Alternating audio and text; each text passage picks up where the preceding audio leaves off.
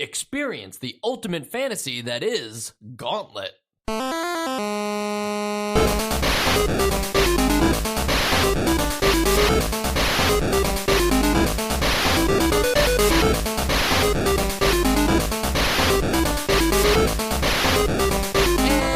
welcome to Nostalgia, a chronological exploration of every NES game released in North America. I'm Mike. I'm Sean. And I'm Joe. Guys, today we are playing the 1985 arcade game Gauntlet on the 1988 version for the NES. Oh, okay. Yeah, worth noting that they are completely different games. Are they? Yeah, Gauntlet, the 1985 arcade game, 4 players could play that simultaneously. That makes sense. And the graphics were way different, and the levels were laid out much different. So this is a reimagining of Gauntlet of sorts. Nice. But you still get to play with 2 players, so that's nice. I think Gauntlet was one of those first arcade games, though, that really welcomed itself to what would eventually become a whole genre of, like, beat-em-ups, you know? Yeah, look at sort of like a hack and slash sort of thing. Did you guys ever play this game back in your childhood? I've never played it. I did see it. If I saw 4-player games, I either didn't have enough people, or I would rather be playing the Simpsons arcade game, which was also 4 players, along with Turtles in Time and X-Men. Those are what I think of when I think of 4-player games, but apparently Gauntlet was like one of the first. So when I was a kid, my friend had the PS1 version of Gauntlet, and we would just play 2-player on that. And, it's a very similar game. Like the spirit of Gauntlet lives on. Is the PS1 version like a port of the arcade, or is it like a new... I have no idea, but it is 3D, but it's still top down. Yeah. And so what is Gauntlet, Mike? Yeah, Gauntlet, well, I'm glad you asked. I'm going to describe it similar to how Sean just did. I describe it as a top-down dungeon crawler game where you play one of 4 different warriors and make your way through 100 levels. And each warrior has unique skills and attributes. Yeah, I think Cool. we can talk about that first, actually, if you want, because I thought that was the best thing going for it, was that it has a lot of things that fans of, I don't want to just say Dungeons and Dragons, but fans of role-playing games in general would be familiar. Or just fantasy stuff in general. Yeah, with these themes and tropes that are necessarily like the gameplay style is the same for all of them, but the way they control matters more. Right. So and have we seen it to like these differences to this extent even close yet on the NES? I don't think we have, right? With a variety, with being able to choose a character, that has such vastly different abilities and like the closest I disadvantages. think that we've come is picking a ship in some shmups.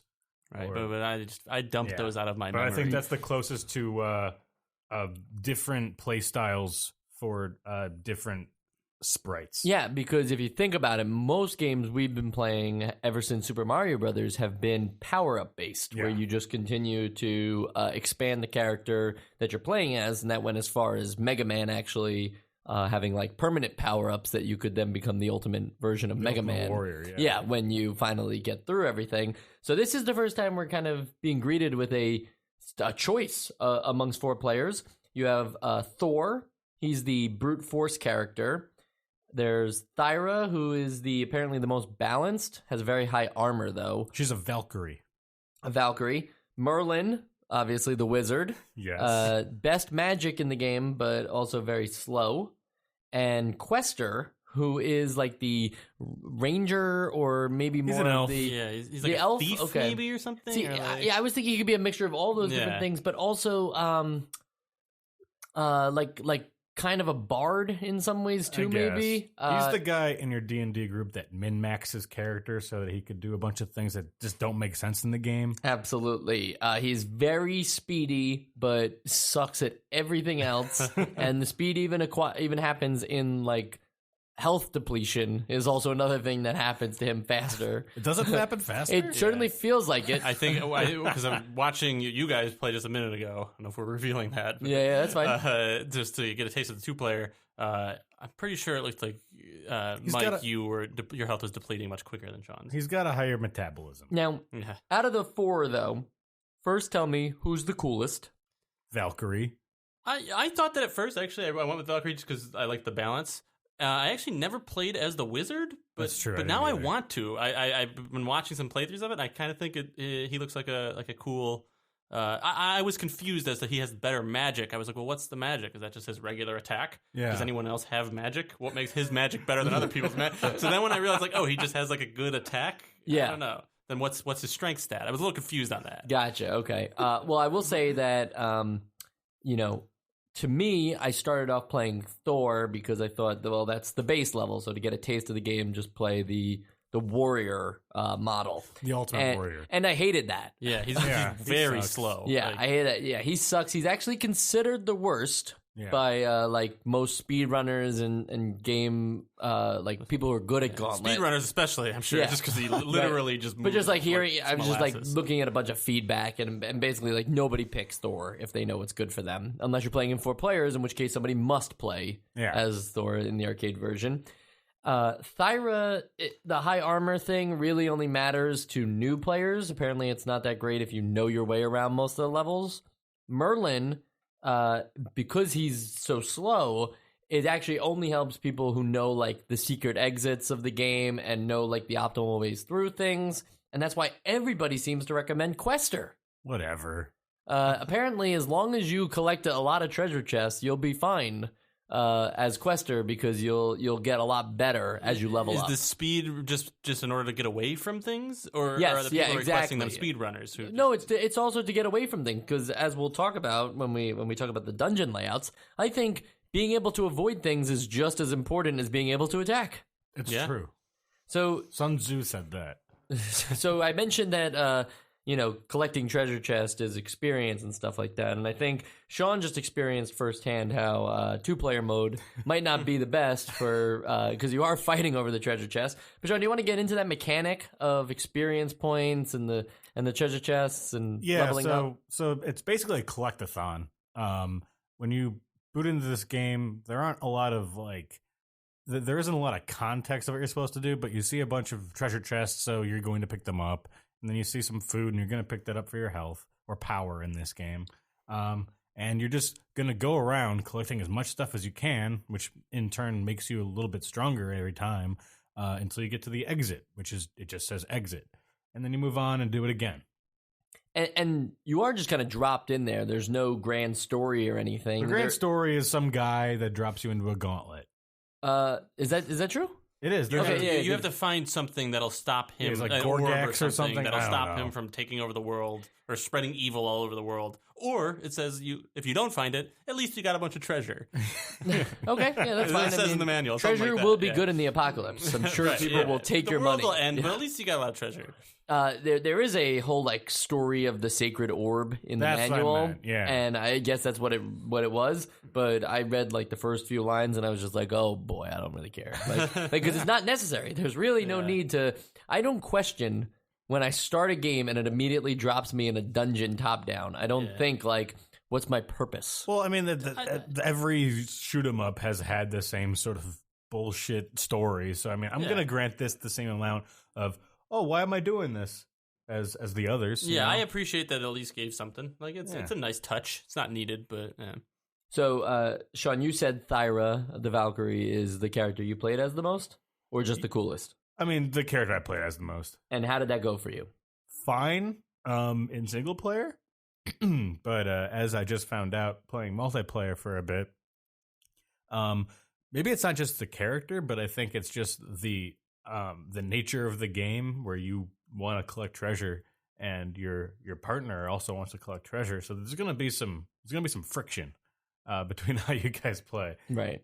But maybe that's just because I was playing Thyra too. And Joe, who did you play as? I played as her name's Thyra. I played as Thyra, I yeah. played as her first, and then I did try. Questor? The Thor. warrior Thor. Didn't like him at all. Then I tried Questor briefly, but for the most part I played as Thyra. Now I kind of do wish I played as the wizard though. I think he seems like he has pretty good stats now that I. Still, if it seems like you can maybe ignore the strength stat and use the magic stat instead, then that seems like a good deal. I could be wrong on that.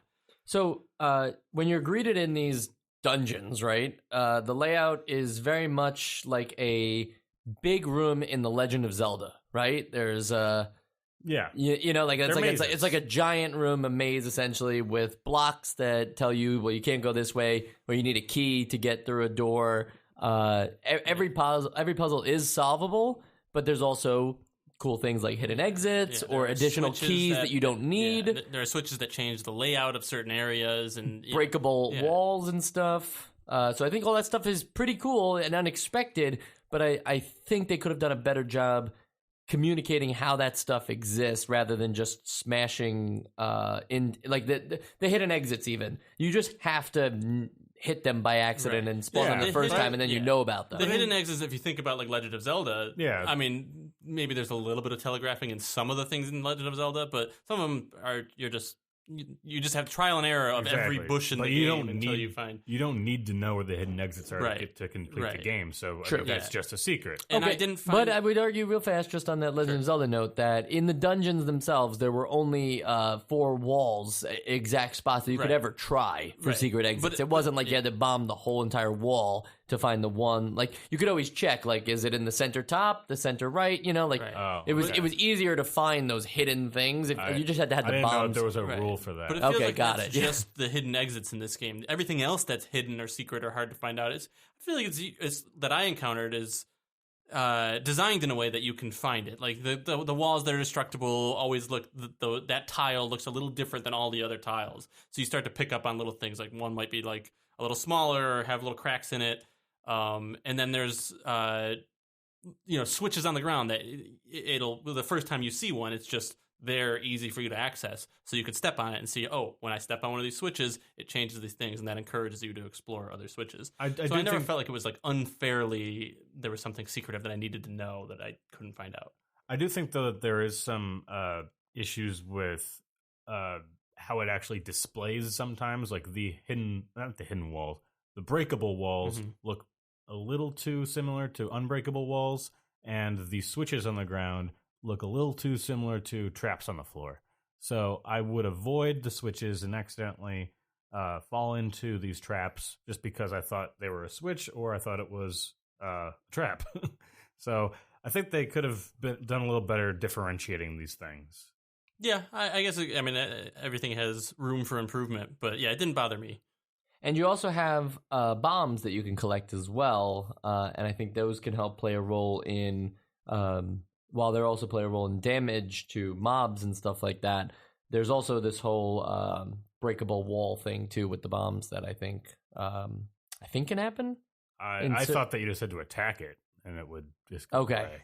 Got it. So it wasn't just you didn't need there was never a time where you needed a bomb to get through. I think they're more for crowd control. Crowd control, right? Which is something we should talk about right now because crowd control is something you have to do at the very start of the game.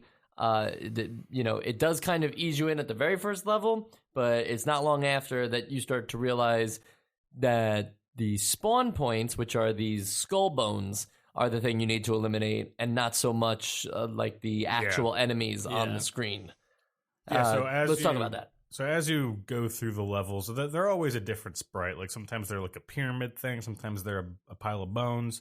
But those are the spawn points, and they spawn a lot of enemies. Like this is the most enemies I've seen in a game on this system so far, and it does visibly slow the game down too with how many. After a certain point, I was actually surprised at how many it took before it started to slow down. But it is disappointing that the slowdown is actually beneficial.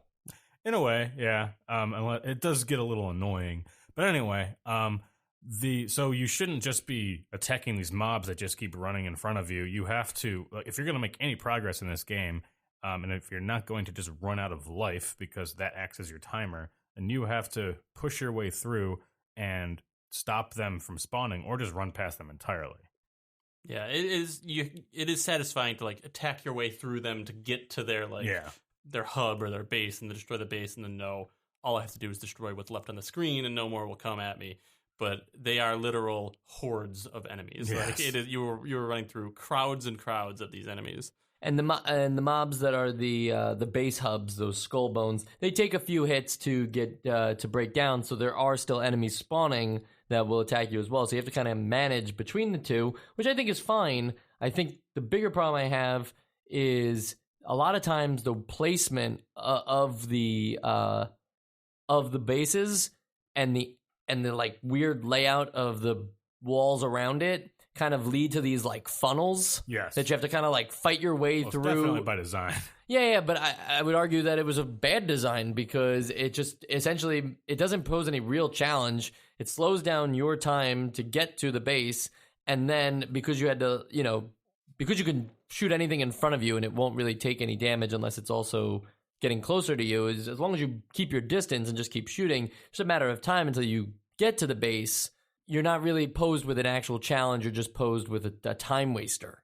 Yeah, I mean, I guess I don't think it's a fun challenge, but I do think that it is challenging to do this in an optimal time. Right. And I did notice that there were some times where like the enemies were spawning around a corner, and because of that, it was hard to kill them at a rate fast enough where I felt like safe to go in to their base, which I don't think was a bad thing. I actually think it made me think about like stop and think like how can I approach this? Like the times that I encountered, granted I didn't beat the game or anything, so there might be stuff later that gets harder, but times that I encountered, I always felt like there was a way that I can. Sometimes it took me a while, but I could find like, maybe if I come at them this way, I could kind of almost strategize a little bit in like a plan of attack and how to get there. One other tool that you have is that unless you're playing as the warrior who can't do this, you can attack through the diagonal walls, and sometimes that will line up with these bases, and you can deal with them from a distance, and then go around when there are less of them, and it's harder to, and it's easier to mow them down, I guess. Right. Yeah, because then so you're there is safe. some strategy. Yeah.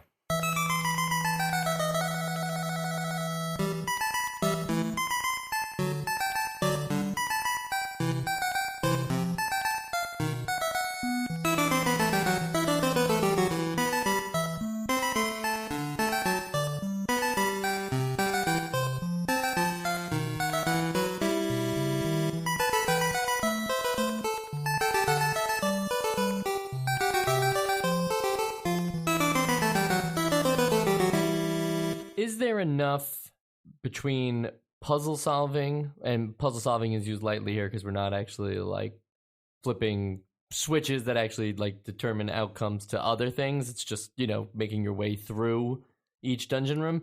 Is the mixture of puzzle and combat balanced here? Is it too focused on combat? Should there have been more puzzle solving?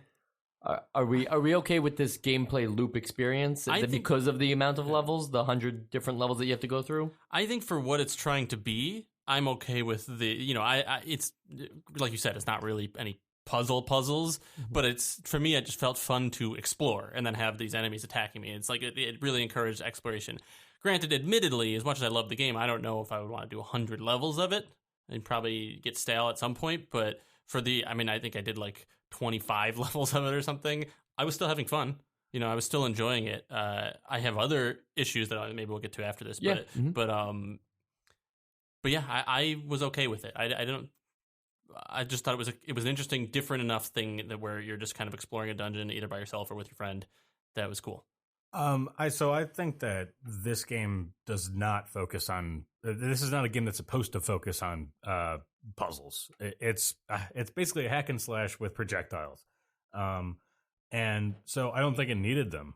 And if you're going to enjoy your time with this game, you just like that core loop of fighting through hundreds of enemies and getting to your exit with minimal damage. So I think this works as it is. Yeah, I would have kind of almost preferred a not like a more open area, open world, but no, just like an open area in the dungeon. Like I was talking earlier about those corridors. It's not that I wanted every mob base to just be like out in the open and you have to just rush to them and try to kill them off. But I wish there was a way to control the mobs better than just your main attack. Like if there was eventually like, oh, now you have 100 treasure chests. Now your arrows spread 3 ways. Don't they have things like that? Can't like the wizard get like things that bounce off walls and don't they have power ups? If they did, I didn't power shots. I think there are things you can pick up that temporarily give those boosts. I just meant like if there's any like core leveling other than just boosting your stats to make you like, oh well, now when you get to the tougher enemies, they only take 2 shots instead of 3, or something like that. I would have preferred, because there's so many enemies on the screen at once, by the end of it, there's like this cool like sweep move that takes off like, 6 of them at a time or something like that.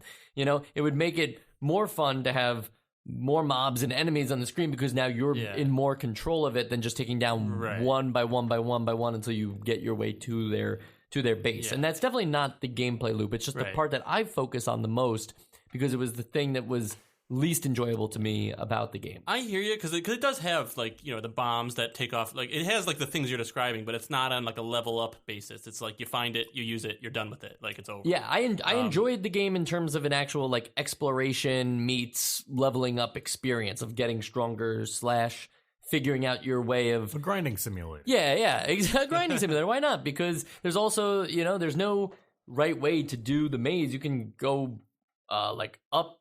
We haven't talked about the map layout, but go up, it's the right. I'm just saying, like the map layout makes it look like you can just go from one block to the next. But because we talked about like different exits and stuff like that, there are different ways that you can go from like, oh, you're on level 71. Well, you can jump to level 74 instead.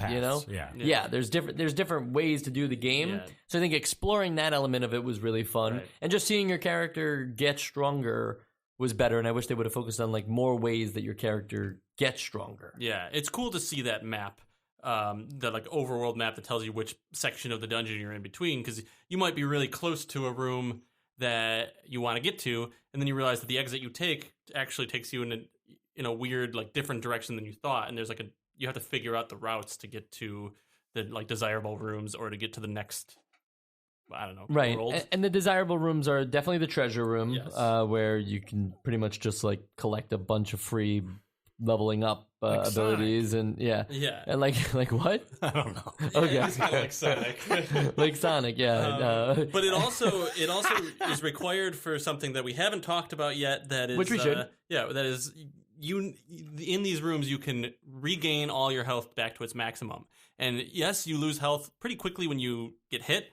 But also one thing that I'm on the fence about is that the whole game your health is ticking down like constant. What was it? The Dragon Ball game, Dragon Power, that also did that. Yeah, I hated it in that. Yeah, it was very bad. But your health is like slowly depleting, and I'm not. That's never a choice I would make. But I think that's as I think about it, I think it's just like literally just a preference and not like. I think it's just me personally. I don't like it either. It's its own style of gameplay. It has a place. I think that if they're going to use it, there should be a minimum health that you can have. Like, I don't think that you should be able to time out. Yeah. Because I once finished the level, got to a treasure room, and there's no food in these rooms. So I just watched my character die in a bonus room. But if you get to the exit, but you just didn't have time. I didn't have enough time to do that. Yeah, you might go in there with like 30 health. Right. Yeah. Because if you get to the exit before like a time limit for the treasure room runs out, you'll get all your health back. Just because we haven't said that out loud that's fine. On the podcast. I have an easy solution to this though. If you wanted to enforce like constant movement and making sure that you don't like just stay in one area of the room and grind your way through like mob bosses, just have a timer in the room. Yeah. Just be like, okay, you have 99 seconds to escape this dungeon, and do that for every single dungeon room. Yeah, I think that works. Or why not? Yeah, you could do it so many different ways. I don't think that health should ever be the punishment. Yeah. Timer, I think, would also bother me because then I'm not in control of it. Of like how much, like whereas at least with this, like if I lose. Granted, I don't care for this either, but if I lose, at least I know it's like, well, yeah, maybe I should have probably gotten my health up higher.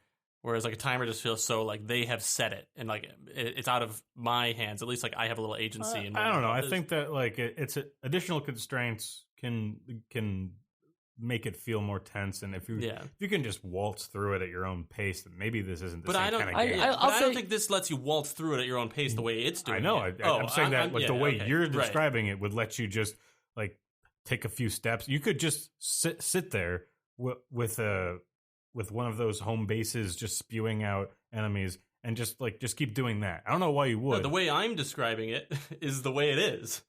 I'm saying that I think the way it is, where you have to go to the treasure rooms in order to get your health back, is maybe okay. As much as I don't personally care for it, like I think that I thought you meant. I think it's better than having just a straight time limit, like Mike was saying. Is where I thought you meant no time limit and no health drain. No, because I think that, I think we agree. Yeah, but we're just arguing anyways. But I think I agree with you because.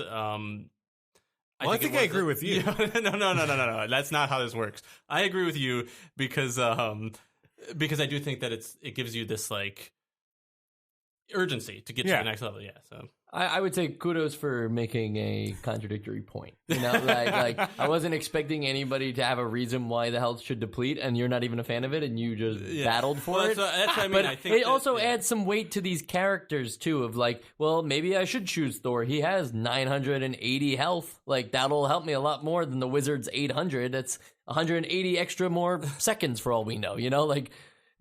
I think that if that kind of thing is going to matter, though, then maybe these characters should be balanced a little differently, though, too. Because if you're going to give him the slowest speed at 980 health, is it really that different than the Wizard having a speed of 3 and also 800 health? Like technically, they can move per damage that they lose at the same rate. Right. You know, like.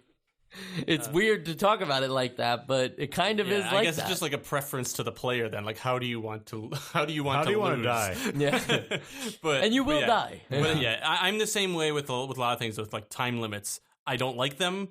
Like personally, like in the moment, I'm like, oh shit, I'm stressed out because of the time limit. But then like if you take it away, I'm like, well, where's the fun? Were you stressed out in Mario?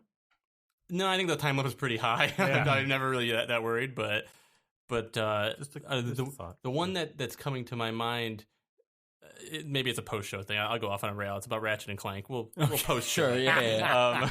I don't remember that being on the NES, so yeah. Also, just when you die, you get a password, but I think I can't remember where I read this because I'm trying to find it right now. There's like a possibility that you will get a bad password. I saw it in a speed run actually that I was watching earlier today. If your password starts with an A. It doesn't work or something. go screw yourself. Like that's weird. I know. I remember getting a password that I inputted, and it sent me back like 3 rooms. And I don't know if they're like checkpoint rooms. There's probably a checkpoint room. That would make sense. Nothing with notates. Was it after a treasure room or something? Or I don't know. It just was weird that it's going to be passwords. It doesn't give you that room. Yeah. If you're gonna give passwords out, just don't then. Like, no, I meant like for the A thing. Yeah, like that's just spiteful. Well, no, I think that was. I assume that's a glitch. No, well, maybe, but like it's a pretty heavy glitch to not notice that. Like, oh, the password didn't work. That we just bumped out. I think that's the first time I ever heard of that. Like, like imagine if Metroid, after playing it for like 8 hours, you get a password and then it's like, sorry, it didn't work. Every 10th save corrupts. It would be funny though. Maybe it is true if it was like an intentional like challenge like design. They're like, let's make it harder. Like every couple passwords just doesn't work. I really gotta look into this, but I guess it upset enough people that somebody actually on Game FAQs put out a whole password crack system of like explaining the binary equivalents to the password digits and what that would mean to the game's code. So then which passwords, like basically how to make your own passwords in this game to get different things. So that's nuts. It says any password containing a treasure value of 2,000 or greater will not work. So Whoa. Don't give yourself more than 2,000 treasure. Cheater. And that's just the Gauntlet system for you. That's Gauntlet. That's Gauntlet. We should talk about 2-player. We did it, me and Sean. Yeah. How'd you feel? I sort of touched on that when I wasn't supposed to, but basically, depending on how you play and how your game partner plays, it can be a very frustrating experience, even if you're trying to be even if you're trying to play cooperatively. There's a lot of loot stealing. I would argue that we didn't play cooperatively. Yeah, I would argue that I should have known observer. better. I should have known better, and I should have let you get some treasure so we could go stronger together. Yeah, but you didn't, and you prefer to be a very selfish boy and just throw me to the wolves. I do think that it's great that they give you this 2-player simultaneous option. I really expected it to be like when you die, then the other person just starts in level. It doesn't really make any sense in this capacity. Knowing what this series is in the future. Right. So I'm definitely cool with the way that this was set up, and it was nice that they didn't make it any harder or anything like that. Yeah. It didn't spawn any more enemies. It handles 2 players nicely. the amount of room you're allowed to be away from each other is pretty generous for an NES game. Considering how small your characters are, I think that was for the better. So I give this a big thumbs up, and I'm kind of surprised to see it. And granted that I didn't play cooperatively at all, but I just think like the level of variety that comes into some of the later levels, having 2 players and a little bit of what we touched on before with like having to plan out your attack, it's kind of cool to be able to like communicate and like decide, you go over here and draw the enemies away because they do get drawn to the closest person, while I'll go in and attack the base and things like that. Like that's an interesting. I never actually played too far into this game because like I'm dying, but that is cool. And so Ed Logg, who was the designer for Asteroids, Centipede, and Gauntlet, pretty good lineup of games to be the designer for. He did an interview on the website we talked about last week, Gamma Sutra. They seem to be a good resource, after all. He did an interview about all things of those games, and I just wanted to cover some things he said about Gauntlet. They asked him the process for generating the mazes in Gauntlet, and essentially they built out an actual maze editor on a computer that anybody that was on the engineering team, it would be simple enough for them to create mazes. So everybody on the team was allowed to like make a maze or do a layout, and that's how you get like these so many different varieties of levels and different styles of layouts, because they didn't just let like one person try to make 100+ levels. Yeah. Okay, that's cool. And another thing was that he said that he felt like the wizard was the most powerful, but he couldn't prove it. But however, when the game was released in Japan, apparently it was like a big phenomenon over there at the start, and they determined that if you played as the wizard or the warrior at the arcade version, you could play forever on 1 quarter as long as no other players joined the game. Wow. Not sure why that was, but that really must have screwed them over because the whole mechanic is to keep feeding money into the arcade machines. That's super weird. The interviewer says, Gauntlet didn't include final bosses or a goal besides survival. Did you worry that players would balk against playing with a video game structure, such as growing template of endless levels? Was there a video game structure at the time at all? And Log answers, there was a considerable amount of discussion about this issue. I had this question come up often.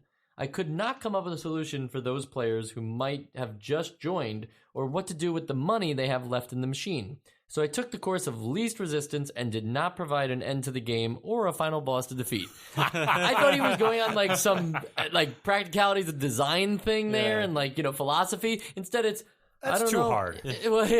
Or just also like, I didn't want the quarters to stop coming.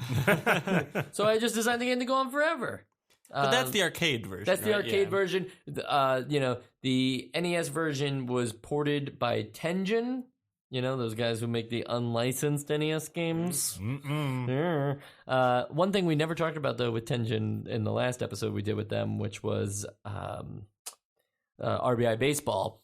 They all have a very specific box art on the front where they take like a diamond or like a D-pad, and they put it in the lower left, and then there's stripes going up and to the right and left. Okay. And that's just like a thing on every single one of their boxes.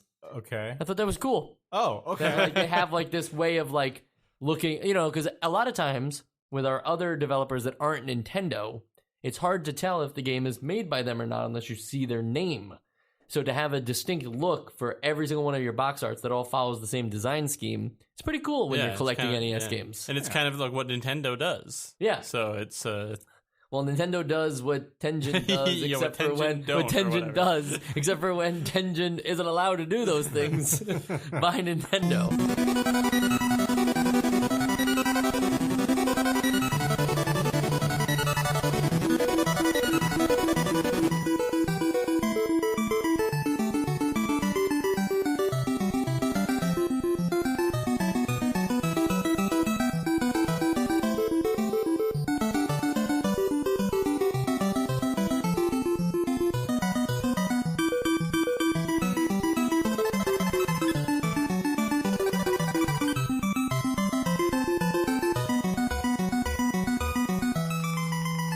there's no interview with Tenjin about how they ported this game. Or They've been on the run for years. They've been on the run. It's true. I would add though that Tenjin is a subsidiary of Atari, who made the arcade game. So they were definitely like not like stealing the code or like trying to make it like freehand on their own. They definitely had access to all the codes that Edlog would have had. So they just figured out a way to port it. Yeah, I think it's a pretty faithful port. I never played the original arcade, but I'm going to take your word for it. Yeah, I would say that all of the same concepts are still there. There's no stripped away features other than the inability to play as 4 characters at once, which is a feature that Gauntlet 2 on the NES will get. It will be NES one of the few NES multi-tap games that works that lets you select all 4 players. So we look forward to that one whenever it happens. That who knows? Could be the late 90s. The multi-tap on the NES. Like, late 1998. It came. Well, I don't think games over the NES. I think they stopped in 94. Yeah, I know. So, okay, yeah, I know. You don't think I've looked at the list? Yeah, I know. I knew you were joking too. But since he brought up the whole thing about bosses, would you have wanted them?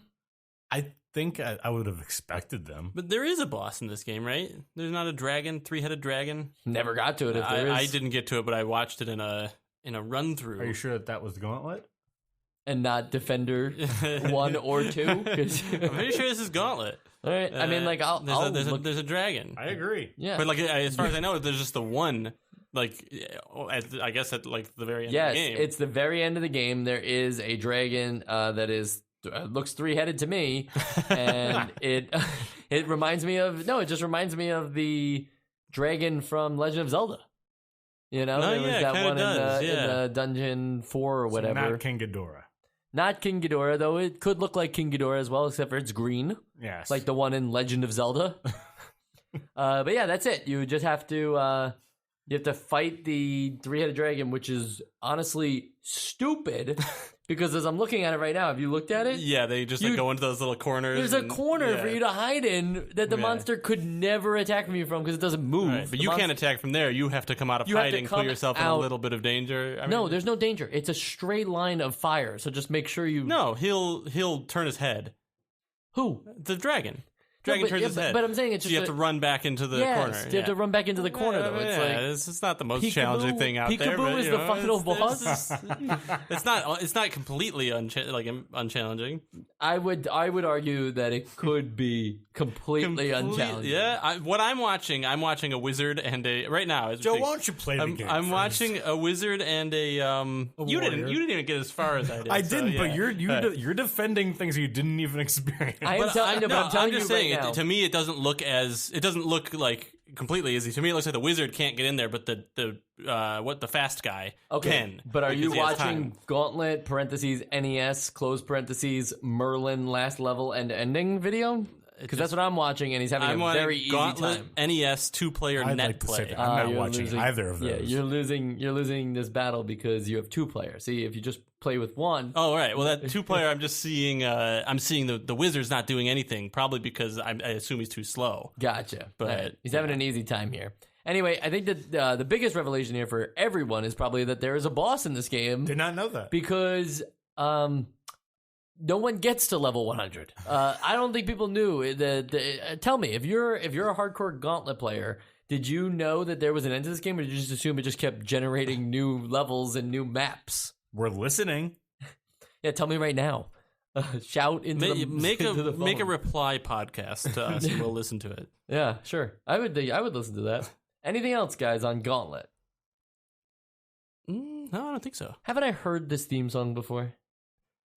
It sounds. Am I not crazy? Like, generically familiar. It's from Pool. It's from Lunar Pool. Yeah. Lunar Pool.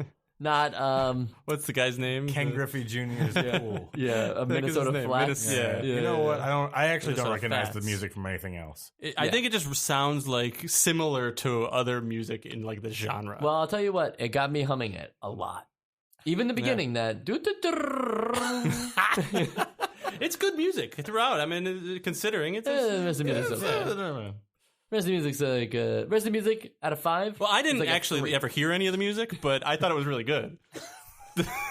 I love that. I love that. Joe brought in his stunt double today. All right. I think since we have no more to say, we'll just do a couple sequels and spin-offs because a franchise like Gauntlet has them. I teased Gauntlet 2 already. It did go to the arcades as well. The main difference from the original game in Gauntlet 2 is that players can now choose to be the same character class. Whoa. So you don't have to reduce somebody to being Thor. Everybody, because there's 4 wizards trek through this thing. See, I actually don't like that though, because you have to class up. If you're gonna play Overwatch, you can't be the same Overwatcher. I understand. Yeah. So they call them heroes, I think. I call them Overwatchers. Okay. Then just to keep it in the arcades for a minute, Gauntlet Legends comes out in 1998 and allowed players to use a password to save progress. Really? In the arcade. That's awesome. I love that. Like, it goes against everything, right? You just have to put the quarter in. Yeah, you still got to play, come back. At that time, probably $1, right? Like, to play, at 1998, to play Gauntlet Legends, $5. The only game I pay $5 for to play in the arcades is that Kentucky Derby horse racing simulator game. Do you know what I'm talking about? No, we played that together. We had thank the cards. goodness. Okay. Yeah, we have the cards. Yeah. That's a great game. And to be fair, I'm sure that the $1 for Gauntlet Legends at that time was like equivalent to $5. That's probably true, yeah. Capitalism. Yeah. There's also Gauntlet Dark Legacy in 2000 for the arcade, and it's an expansion to maybe like Gauntlet Legends. I can't really tell. Pack. Yeah, it's like an expansion because it adds only 5 new levels, it says. But the biggest addition is 4 new character classes. You can play as a dwarf, a knight, a jester, and a sorceress. So Merlana instead of Merlin. Now on the console side, things get a little funny here. We have Gauntlet, the Third Encounter. Okay. Gauntlet 2 was on the NES. Where's Gauntlet, the Third Encounter? The PlayStation 1. The Atari Lynx. Okay. In 1990. You notice Atari is doing okay here because they own this property. They got that Tengen money. So yeah, they're like, you know what? We own this property. Might as well make it on our Atari Lynx. Uses the same exact box art as the NES. Wow. Like the game from 1988, so 2 years later, they just say, throw the same box art. I'm not going to design a whole new cover.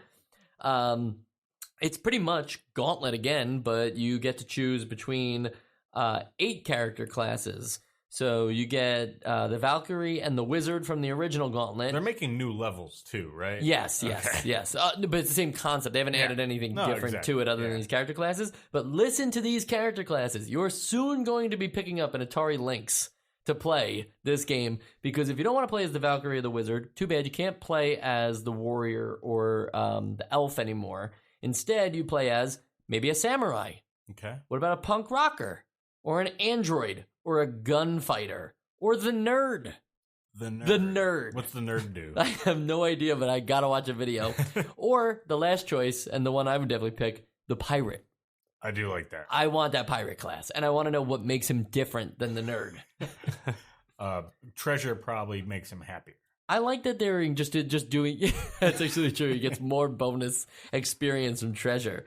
I like that they're just doing different character classes to the same Gauntlet concept. Like, they haven't rethought it and been like, no, it should have an overarching story and just be different. This is the water levels and these are the jungle levels.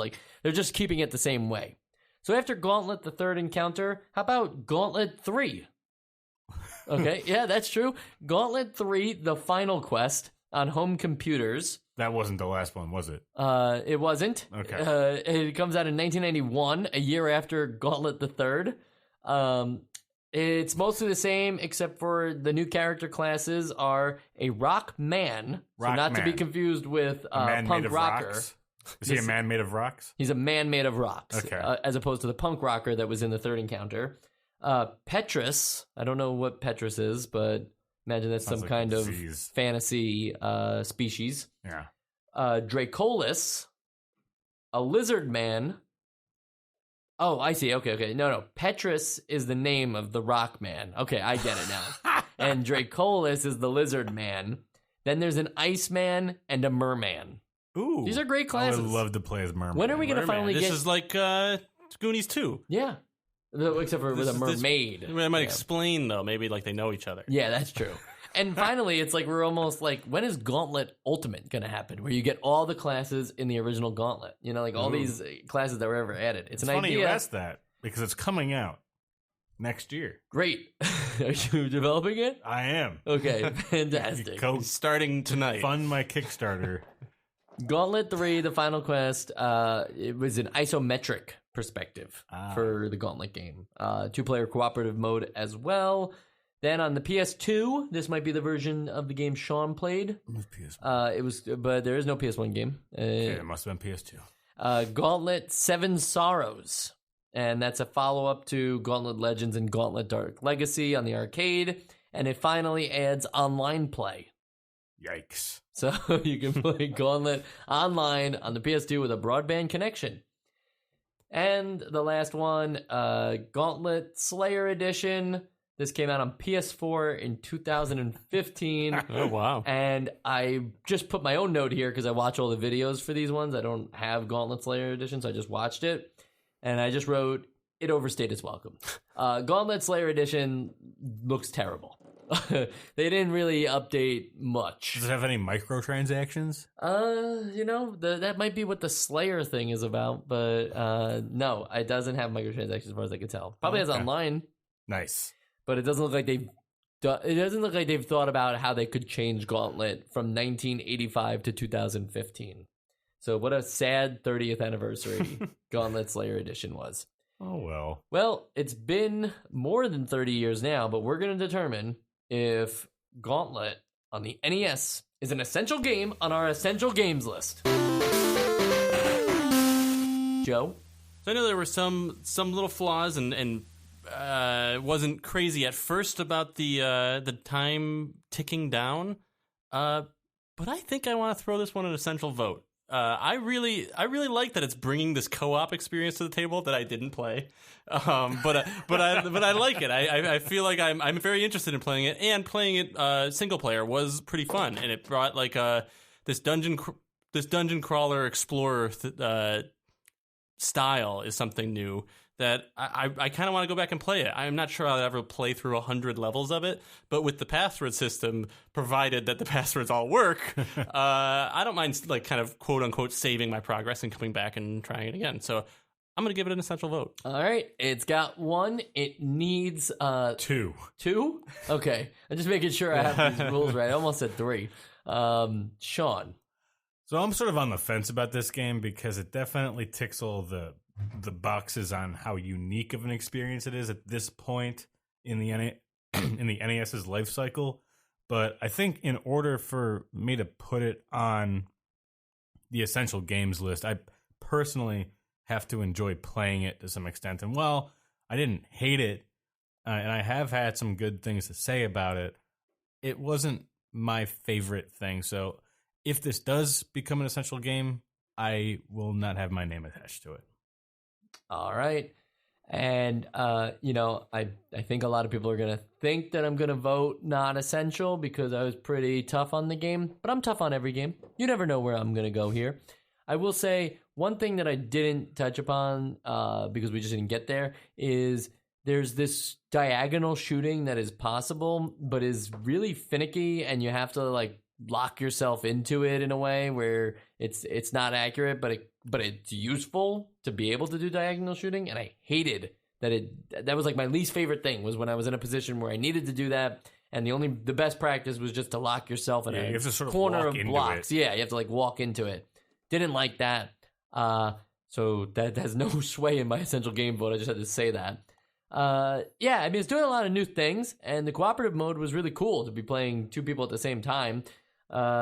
We did get to do that with Contra though, and I know some people are like, oh well, that wasn't that great in Contra, and I thought it was fantastic. So isn't that new. The dungeon crawling thing was more satisfying for me when I was going through the dungeons in Legend of Zelda, and so for that case I'm kind of removed from this one, so it's not gonna get there for me. But Joe, I respect you for putting it on the list. We'll make a note that you voted it essential. I respect you Great. too, Joe. Aw, I respect thank you. I you guys are very agreeable. Even when we were disagreeing, or when we were agreeing, we totally speak agree. like we disagree. You don't even know what it was about. I agree. Yeah. Cool. So do you agree that it won't be an essential game? I totally agree. There I you mean, go. I agree that it won't be, but I still wish it was. Got it. But, Okay. yes. Maybe Gauntlet 2 will get there. Maybe, yeah. If it improves, Why not? Yeah, then Yeah. I think for this game specifically, it seems like the arcade version would be awesome to one day get a hold of. And this NES one, the core gameplay loop didn't suck me in, and the actual like combat wasn't satisfying. So that's why I took it off. I think it has a lot going for it that we haven't seen before, which is great. But maybe Gauntlet 2 will refine that. And if you know something about Gauntlet 2 listeners, why don't you write to us on the Twitter Spoil it for us. at NostalgiaCast if you think that one might make it essential. There was a time where we were talking about other games maybe becoming essential in their later iterations, and someone was like, no, don't waste your time. That the next one's worse. I forgot which one that was. Maybe it was Akari Warriors, which definitely was true. Yeah. Akari Warriors 2 was garbage and unfounded from the first one. Like, it's really just like, I can't believe they're the same franchise. But we, Nostalgia, are a franchise. We do this every Friday. I hope you join us. I hope you write to us at NostalgiaCast on Twitter, or you can write to me at Esposito Film on Twitter. Joe and Sean are always over my shoulder. Even right now, we set up our mics over his shoulder. Don't so be we can afraid talk. that if you tweet at me or at NostalgiaCast that they won't see it. They see it. They're I see always looking. everything. Yeah. Remember that time? I've seen your tax returns. Really? Yeah. Nice. Remember that time that we posted that Super Smash Brothers meme that had nothing to do with nostalgia? That was Sean. Sean made that. So we are also memers. Sean's a professional memer. Does that for a living. You can contact me through Mike, and I will make you a meme. I will make a meme for you, or I'll make you into a meme. Yeah, there are really... For a nominal fee. There's not too many NES memes. It's true. Yeah. Why do you think that is? I think memes as we know Nintendo them is- are a relatively new phenomenon and maybe not have existed so much in the NES days. But Got Nintendo is also very litigious. They see a meme, they go right after you. Super Nintendo has some memes, though. They have Big Yoshi. Big Yoshi? Yeah, Big Yoshi. I don't know this one. They had the Big Yoshi from Super Mario RPG. Oh, okay. Big Yoshi. That sounds great. Like Big Yoshi? Yeah, he's Big Yoshi. Gotcha. Yeah, but big. Because he's so big. Okay. Okay. Like Right. a sausage? No. Not like a sausage.